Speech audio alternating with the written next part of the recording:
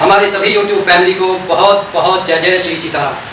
जैसा कि भगवान गणेश का उत्सव पूरे धूमधाम से मनाया जा रहा है। भगवान गणेश जो बल बुद्धि सुख समृद्धि यश देने वाले देवता है, जो हमारे जीवन का आधार स्तंभ है। अगर आप गौर से देखें तो हमारे जो शरीर के जो 7 चक्र में जो मूलाधार चक्र है, उसके अधिष्ठाता देवता भगवान गणेश हैं।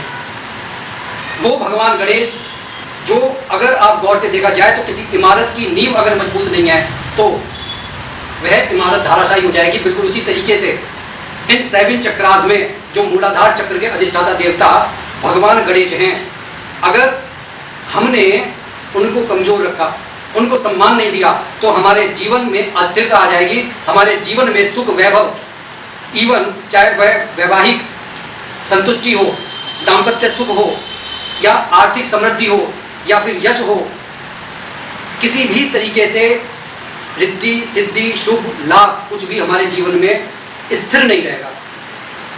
और इसके लिए हमारे को लम मंत्र का उच्चारण करना होगा।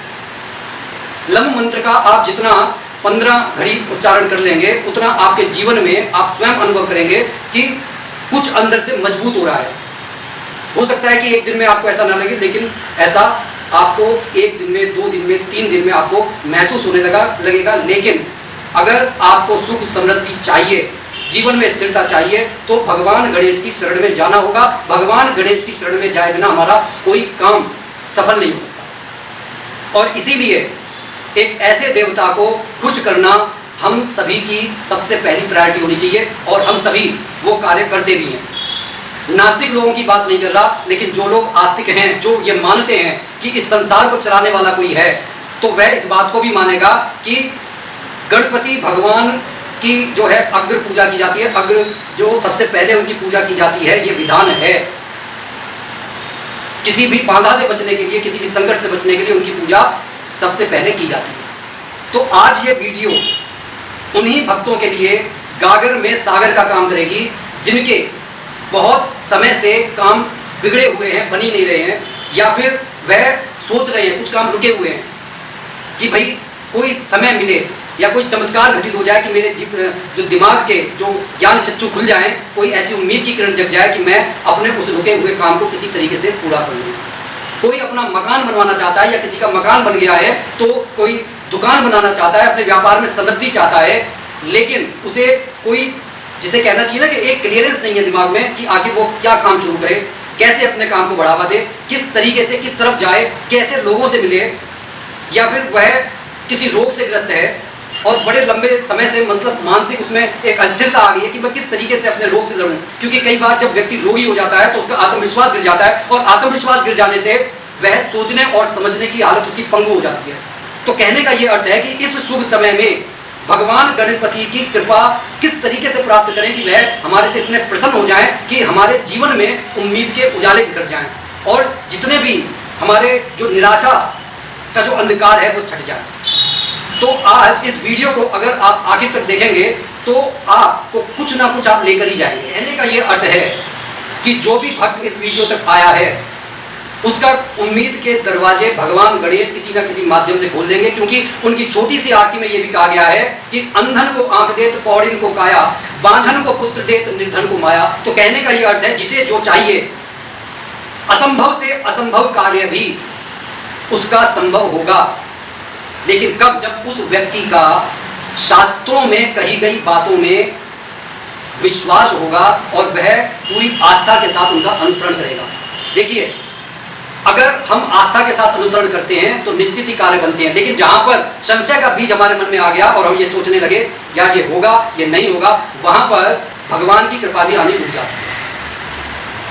अब तर्क वितर्क में जाएंगे कि नहीं हम रोटी खा रहे हैं तो पेट तो भरेगा, लेकिन उस डायबिटीज के मरीज से पूछो जिसकी हालत उस धींग मारे और रोने ना दे की तरह से है कि उसका खाना भी जरूरी है तब भी शुगर बढ़ेगी, नहीं खाता तब भी शुगर बढ़ेगी, तो ये तो सोचने की बात है।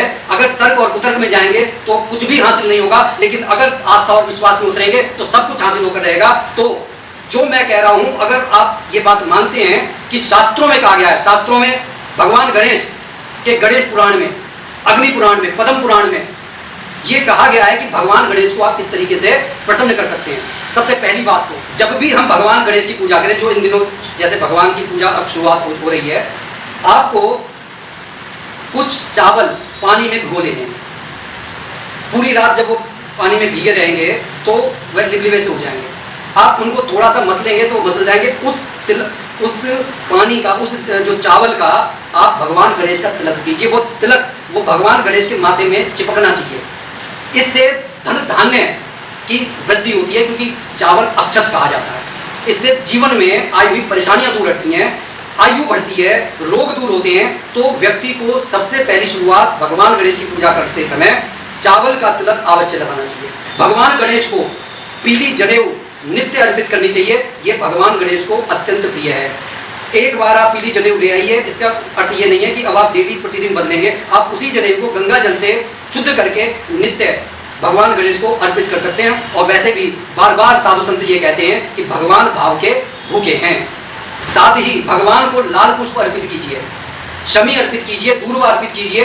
दूर्वा की कहानी तो सभी को मालूम है कि दूर्वा ने भगवान के पेट में जब अनिलासुर जब जले तो उनसे बहुत व्याकुलता बढ़ गई और दूर्वा से उनकी वो अग्नि शांत हुई। इसलिए उन्होंने संसार भर को आशीर्वाद दिया कि जो भी मेरे पर दूर्वा अर्पित करेगा उसके जीवन के सारे दुख दर्द दूर हो जाएंगे। इसके बाद में सबसे बड़ी जरूरत आदमी को होती है पैसों की। जिस घर के अंदर पैसा है, जिस घर के रसोई हमेशा अन्न भंडार से भरी रहती है, आप समझ लीजिए कि उससे धनवान इस संसार में कोई दूसरा व्यक्ति नहीं है। इसीलिए हमेशा हमारे हर आरती में कहा जाता है कि धन धान्य से परिपूर्ण हमारा घर रहना चाहिए, और लोग इसे साधारण आशीर्वाद समझ लेते हैं। इस निमित्त हमारे को भगवान गणेश को गुड़ और साबुत धनिया का भोग लगाना चाहिए, नित्य लगाना चाहिए। इससे हमारे घर में धन धान्य की बढ़ोतरी होती है। जिस घर के अंदर पैसों की जो प्राप्ति का साधन नहीं बन रहा होता, या फिर पैसा आ तो रहा होता है संचित नहीं हो पा रहा होता, ऐसे समय में ये जो प्रयोग है गुड़ और साबुत धनिया प्रभु को अर्पित करने से धन के अंदर स्थिरता आ जाती है, धन की प्राप्ति होने लगती है, घर के अंदर बरकत बढ़ने लगती है। तो ये साधारण से उपाय है जो हम कर सकते हैं, लेकिन ये मान लेते हैं कि यार इनसे होगा ही क्या। अरे जब भगवान के अंदर आस्था है तो पूरी श्रद्धा के साथ भगवान की पूजा कीजिए, बाकी भगवान पर छोड़ दीजिए। क्योंकि भगवान श्री कृष्ण भी कहते हैं कि कर्म करना हमारे हाथ में है, फल देना भगवान के हाथ में है। तो फिर हम अपने कर्म से क्यों जाएं, फल तो वो भगवान देते ही रहेंगे। बात अगर अच्छी लगी हो तो कमेंट जरूर करते रहिएगा, और वीडियो को ज़्यादा से ज़्यादा शेयर भी करते रहिएगा। इससे देखिए हमारे को भी मोटिवेशन मिलता है। और सबसे जरूरी बात कि आप कोई सा भी स्तोत्र पढ़िए, चाहे आप भगवान गणेश का मंत्र का जाप करिए, ओम गणपते नमः, श्री गणेशाय नमः, लेकिन जब लय में हम भगवान गणेश की पूजा करते हैं तो भगवान गणेश भी बहुत प्रसन्न हो जाते हैं। और उनके सामने बैठ जाइए आसन जमाकर और कहिए ओम गणपते नमो नमः, ओम गणपते नमो नमः। इस तरीके से अगर आप 108 माला कर लेते हैं और ज़्यादा कर लेते हैं, 1 घंटा कर लेते हैं, 2 घंटा कर लेते हैं, आप देखेंगे कि भगवान गणेश की कृपा जब होगी तब होगी। आप अंदर से एक बदले हुए आदमी अपने आप को महसूस करेंगे। आपका ऑरा ही कुछ और होगा, आपकी बात करने का तरीका ही कुछ और होगा। आप देखेंगे कि आपके अंदर पता नहीं कितना अमूलचूल परिवर्तन हो गया है, और वो परिवर्तन आपको स्वयं ऐसा महसूस होगा कि भगवान गणेश का आशीर्वाद आपको मिलने लगा है। तो ये चीजें आप अपने जीवन में शामिल कीजिए। इस शुभ समय में ये सब चीजें करी हुई आपको आपके मन वांछित लाभ देकर रहेगी। आप नहीं भी चाहेंगे तब भी आपको लाभ मिलेगा, करके आप देखिए। इसके बाद में सबसे जो जरूरी और अहम चीज है, आपने देखा होगा हमेशा भगवान गणेश को पान का पत्ता अर्पित किया जाता है। पान का पत्ता शुद्धता, शुभता और सौभाग्य का प्रतीक है। आयुर्वेद में भी इसे एंटी बैक्टीरियल और एंटी एसिडिक कहा गया है, और सुश्रुत संहिता और तरस संहिता में इसके औषधीय गुणों का वर्णन है। अब इतनी सारी बातें पान के पत्ते के अंदर समाहित हैं। जिस घर के अंदर पान का पत्ता रहता है वहां पर सकारात्मक ऊर्जा बढ़ी रहती है, नकारात्मकता कम हो जाती है, और जब हम इसको चबा लेते हैं तो शरीर के अंदर एक नई ऊर्जा पैदा होती है, एकाग्रता बढ़ती है, एक जिसे कहना चाहिए एक ट्रिगर कर देता है माइंड को कुछ भी सोचने के लिए। इतनी सारी जो पान के पत्ते के अंदर जो गुण हैं, ये गुण इसके अंदर ऐसा कहा जाता है कि सारे देवी देवताओं का भी निवास है। और जब ये भगवान गणेश को देखिए, जो चीज हम मन से भगवान गणेश को समर्पित कर रहे हैं, तो भगवान गणेश भी हमारे को उसका दुगना तिगुना 4 गुना करके फल देते हैं। तो कहने का ये अर्थ है, जब आपने पान का पत्ता समर्पित किया तो जो ये सारे गुण हैं वो भगवान गुरु जब हमारे अंदर इम्पोज करेंगे तो वो कितने प्रकार होकर हमारे अंदर उभरेंगे। तो कहने का ये अर्थ है कि हर हालत में पान का पत्ता इन दिनों भगवान गणेश को आप समर्पित कीजिए ही कीजिए, इससे हमारे को लाभ ही लाभ होते हैं।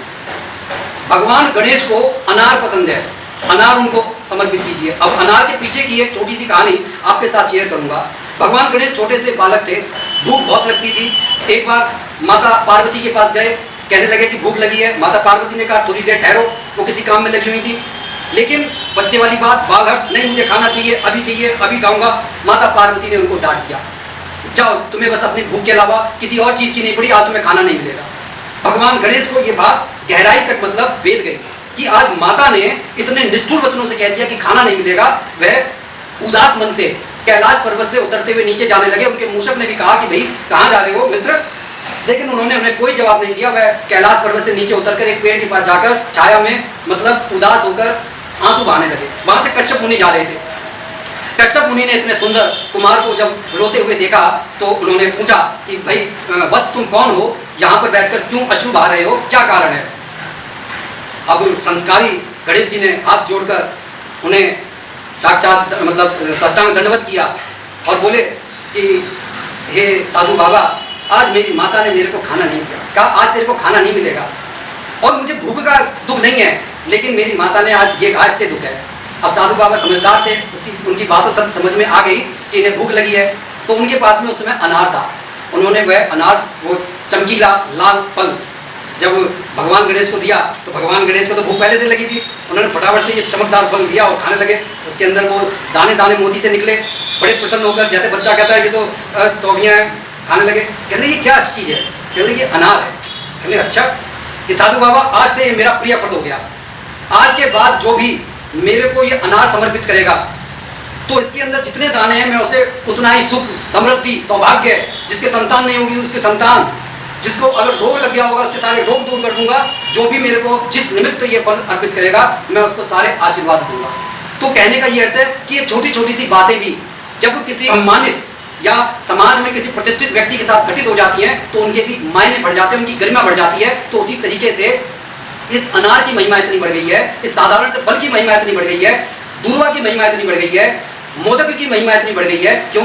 क्योंकि ये सब भगवान गणेश को प्रसन्न करने की चीजें हैं। इन चीजों को जब हम पूरी आस्था और विश्वास के साथ भगवान गणेश को समर्पित करते हैं तो हमारे को अनंत गुणाफल मिलता है। और ये अनंत गुणाफल डिपेंड इस पर करता है कि हमारी मन के अंदर आखिर चल क्या रहा है। विचार ये है कि क्या हम साक्षात गणेश की पूजा कर रहे हैं या फिर सिर्फ हम रिचुअल्स को निभा रहे हैं। रिचुअल्स को अगर हम निभा रहे हैं तो सिर्फ हमारे को उतना मिलेगा जितना हम देख पा रहे हैं, लेकिन अगर हम पूरी आस्था और विश्वास के साथ कर रहे हैं तो हमारे को वो मिलेगा जिसकी हम अपेक्षा भी नहीं कर सकते। तो कैसी लगी ये वीडियो कमेंट करके जरूर बताइएगा।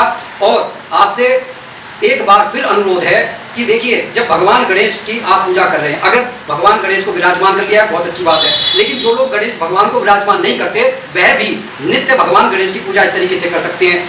और बुधवार का दिन तो भगवान गणेश को ही समर्पित है। बुद्ध को जिसने जीत लिया, आप ये समझ लीजिए कि उसके जीवन में एक संतुलन आ जाता है। और अगर हमारे को जैसे कहते हैं ना कि वीणा की तारों में जब संतुलन होता है तभी सुर निकलता है। तो अगर आप अपने जीवन में एक सुरमय जीवन बनाना चाहते हैं तो इस जीवन को संतुलन में बनाने के लिए भगवान गणेश को ढाल बना लीजिए, आपका जीवन कल्याणमय हो जाएगा। इसी के साथ मैं अपनी वाणी को विराम दे रहा हूं। जो भी भाई बंधु हमारे चैनल पर नए हैं कृपया इसे लाइक, शेयर, कमेंट और सब्सक्राइब कर लें। बोलिए जय जय श्री सीताराम।